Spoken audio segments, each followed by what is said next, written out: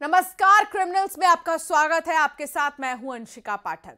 आज क्रिमिनल्स में बात होगी बीजेपी नेता और उनकी पत्नी के हत्यारे की।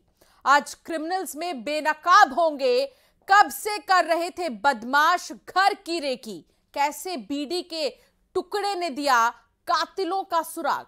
खुलासा बस थोड़ी ही देर में होगा और इसके साथ ही आपको दिखाएंगे जल्लाद पिता का कहर, बेटी का रेता गला, सौदागर लवर भी बेनकाब होगा जिसने 1.5 लाख में किया प्रेमिका का सौदा, और दिखाएंगे ऑपरेशन कातिल का पीछा करो।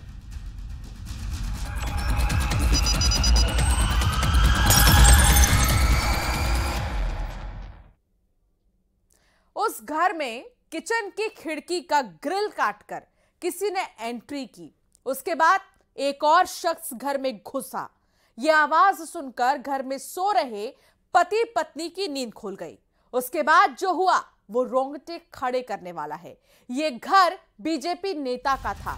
आखिर बीजेपी नेता और उनकी पत्नी की हत्या किसने की, कैसे बीड़ी के टुकड़े ने दिया कातिलों का सुराग, डबल मर्डर की ये मिस्ट्री क्या है, देखिए।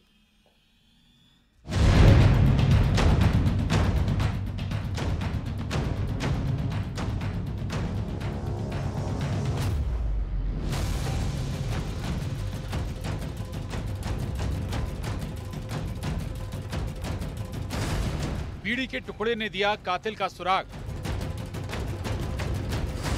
बीजेपी नेता का कत्ल, कातिल बेनकाब।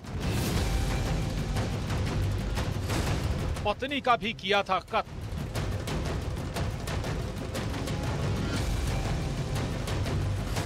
राज खुलने का डर, डबल मर्डर।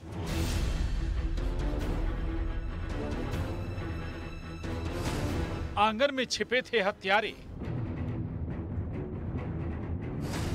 बीड़ी में कैद डबल मर्डर का राज। बीजेपी नेता रामनिवास कुमावत रोजाना मॉर्निंग वॉक पर जाते थे, लेकिन 27 जनवरी की सुबह वो घर से निकले ही नहीं। ना तो रिश्तेदार के कॉल का जवाब दिया। ये वही तारीख थी जिसने उज्जैन के पिपलौदा गांव को दहला दिया।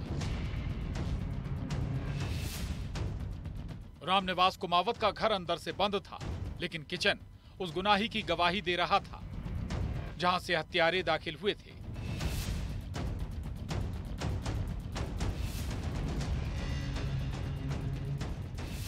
घर में बिखरा सामान इस बात की ओर इशारा कर रहा था, कहीं लूटपाट के इरादे से तो हत्यारे घर में दाखिल नहीं हुए।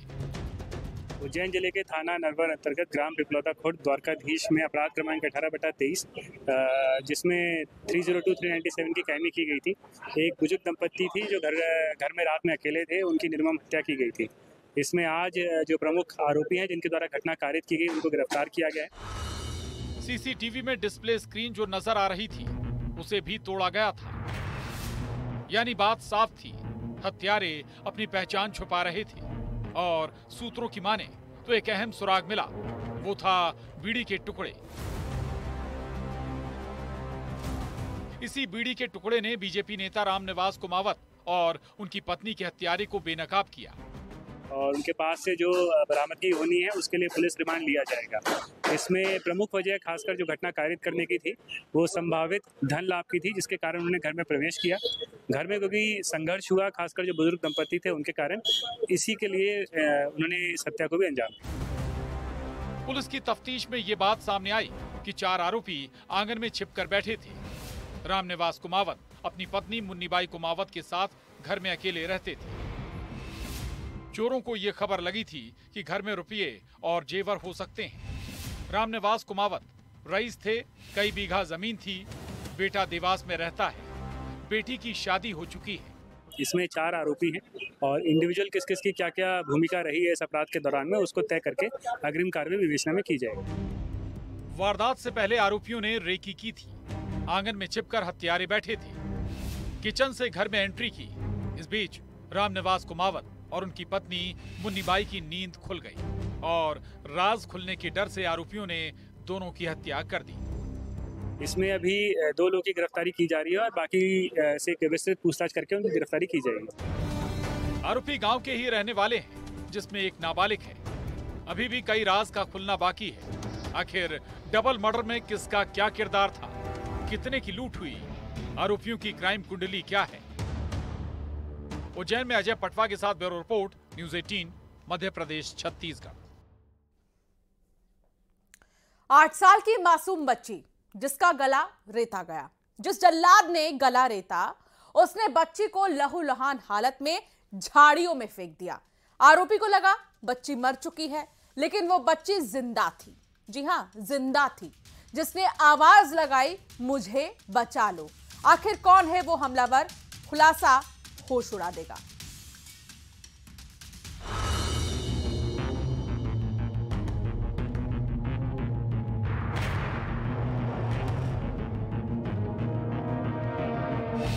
आओ तुम्हें घुमा कर लाता हूं। जल्लाद पिता ने बनाया कत्ल का प्लान। बेटी का गला रेता झाड़ियों में फेंका।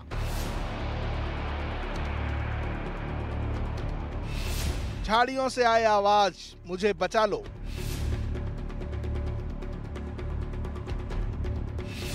वो जिंदा थी। 8 साल की मासूम बच्ची जो मदद के लिए आवाज लगा रही थी, जिसके गले से खून रिस रहा था, लेकिन उसने जैसे तैसे लोगों को पुकारा। झाड़ियों में मरने के लिए इस बच्ची को किसी ने फेंक दिया था। बच्ची का मुंह बंद करके उसका गला रेता। आरोपी को लगा बच्ची मर चुकी है, लेकिन बच्ची जिंदा थी, जिसे इलाज के लिए अस्पताल ले जाया गया। बच्ची को जब होश आया और उसने अपने हमलावर का नाम बताया तो सब सन्न रह गए। तो तुरंत पुलिस वहाँ पे मौके पे पहुंचे थे। बच्ची को तुरंत हॉस्पिटल भी लेके गया था, हमीदिया में मेडिकल कॉलेज में। बच्ची के बयान के आधार पर ये समझ में आ गया कि उसके पिताजी लोधी समाज के हैं। वो उनको बाइक में बिठाकर ताऊ के घर में ले जा रहा था और बीच रास्ते में रोककर उसकी मुंह बंद करके उसकी गला काटने की कोशिश की। भोपाल के कोहे फिजा थाना इलाके में सोफिया कॉलेज के पास सुनसान जगह में बच्ची लहूलुहान हालत में मिली, जिसने अपने साथ हुए जुल्म की दास्तां सुनाई। बच्ची की जान लेने की कोशिश करने वाला उसका पिता ही था। आरोपी टेंट हाउस में काम करता है। टीला जमालपुर में किराए के मकान में रहता है, जो बच्ची को बहाने से अपने साथ ले गया, ये कहकर कि आओ तुम्हें ताऊ के घर ले जाता हूँ। पुलिस ने देर रात में भी आरोपी जो है उसको गिरफ्तार किया है। अब पुलिस जांच किया कह रहा है कि किन परिस्थितियों में उसका कारण क्या है कि जो अटेम्प्ट टू मर्डर हुआ है। बच्ची अभी सेफ है, उसके जो छोटे हैं सुपरफिशियल है, पर गर्दन काटने की कोशिश हुआ। ये क्लियर हुआ तो 307 की हमने कायमी किया था, आरोपी को गिरफ्तार किया। उसके बाद मौका पाते ही बच्ची पर जानलेवा हमला किया और उसे मरा समझकर झाड़ियों में फेंककर फरार हो गया। बच्ची के बयान के आधार पर वो दोनों ही थे। अब और घर के किसी के इसमें इन्वॉल्वमेंट है और कारण क्या है सही में, इसका हम इन्वेस्टिगेशन कर रहे हैं। आखिर मासूम बेटी से पिता को इतनी नफरत क्यों थी? ऐसा इंतकाम लिया जो दहला दे। दरअसल आरोपी ने दूसरी शादी की थी। ये बच्ची उसकी पहली पत्नी से हुई औलाद है। ये जो बच्ची जिसके साथ घटना हुई है, पहले शादी में के बच्ची है और दूसरे एक और शादी उनने की है और पहले वाले माँ ख़त्म हो गया, ऐसे हमें समझ में आ रहा है। वो भी हम तस्दीक किया जा रहा है। और दूसरे जो बच्चा है वो 2.5 साल का बता रहा है, जो दूसरी शादी में। तो क्या बेटी बोझ लग रही थी? बच्ची के साथ घर में कैसा बर्ताव होता था? क्या इस साजिश में कोई और भी मिला है? ऐसे कई सवाल हैं। जख्मी रिश्तों की जांच जारी है। भोपाल में बासु चौरे के साथ bureau report, news 18 Madhya Pradesh, Chhattisgarh. मोहब्बत में आशिक वादा करते हैं जान देने की, तारे तोड़ने की, वगैरह वगैरह, लेकिन जिस इश्क की कहानी को हम सुनाने जा रहे हैं, वहां एक ऐसा प्रेमी बेनकाब हुआ है जिसने मोहब्बत का ही सौदा कर दिया, प्रेमिका को ही बेच दिया। कौन है ये सौदागर, लवर? देखिए।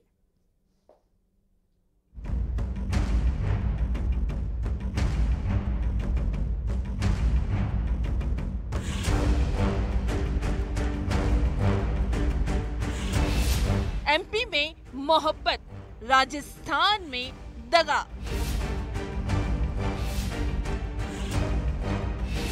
उसने किया 7 फेरी का वादा। हैरान कर देगी ये लव स्टोरी। 1.5 लाख में प्रेमिका का सौदा, सीधी का सौदागर लवर। जिस इश्क का गवाह बना एमपी का सीधी, और इसी इश्क का असली चेहरा सामने आया राजस्थान में। इश्क में बेवफाई, दगा, फरेब की कई कहानियां, किस्से आपने सुने होंगे, लेकिन एक प्रेमी इस हद तक गुजर जाएगा कि प्रेमिका का ही सौदा कर दे। मानव तस्करी के इस खेल में लवर ही प्रेमिका के लिए विलेन बन गया। ये दर्द है उस लड़की का जिसके परिवार वाले उसे तलाश रहे थे। सीधी के सिटी कोतवाली थाने में नाबालिग लड़की की गुमशुदगी की रिपोर्ट दर्ज हुई थी। ऑपरेशन मुस्कान के तहत फिर से ये फाइल खुली और जो खुलासा हुआ वो हैरान करने वाला था। ऑपरेशन मुस्कान के तहत श्रीमान पुलिस अधीक्षक महोदय द्वारा लापता बालिकाओं के संबंध में डायरियों की समीक्षा की गई। पुलिस टीम को जानकारी हुई कि ये जो मामला है इसमें गोपनीय सूत्रों से जानकारी उनके पास आई कि इस मानव तस्करी से जुड़ा हुआ है। उन्होंने उस दिशा में कार्य करना प्रारंभ किया। लड़की गांव के रहने वाले युवक के प्यार में ऐसी अंधी हुई कि आंखों पर पड़े मोहब्बत के पर्दे से वो प्रेमी का सच नहीं देख पाई। प्रेमी ने वादा किया था वो शादी करेगा, और इस वादे पर उसने प्रेमिका से नजदीकियां बढ़ाई, जिस्मानी रिश्ता बनाया, और इसके बाद उसने अपने ही प्रेमिका का सौदा कर दिया। उसमें ये पाया कि गांव का ही रहने वाला एक लड़का था जो उसको अपने प्रेम प्रसंग में ले जा करके अपने जीजा के घर में छोड़ दिया था। 4 महीने उसने अपने जीजा के घर पे रखा रहा, और वहाँ से उसी गांव के 2 लोगों की मदद से राजस्थान के 2 व्यक्तियों को उसने विक्रय कर दिया। राजस्थान में 2 लड़कों से 1.5 लाख रुपए लिए और प्रेमिका को उनके हवाले कर फरार हो गया। लेकिन जब ये प्रेमी गांव लौटा तो पुलिस को मुखबिर से प्रेमी के आने की खबर लगी, और फिर प्रेमी की खबर पुलिस वालों ने ली। तब जाकर इस पाप का राज खुला। पुलिस टीम तत्काल राजस्थान पहुंची। राजस्थान से लड़की को दस्तयाब किया गया। दस्तयाब करके लड़की को उसके परिजनों के सुपुर्द कर दिया गया। अभी 5 आरोपी इसमें गिरफ्तार हुए हैं। मानव तस्करी के इस रैकेट में 5 आरोपी सलाखों के पीछे हैं, और कितने लोग शामिल हैं इसकी जांच जारी है। सीधी में हरीश द्विवेदी के साथ bureau report, news 18 Madhya Pradesh Chhattisgarh.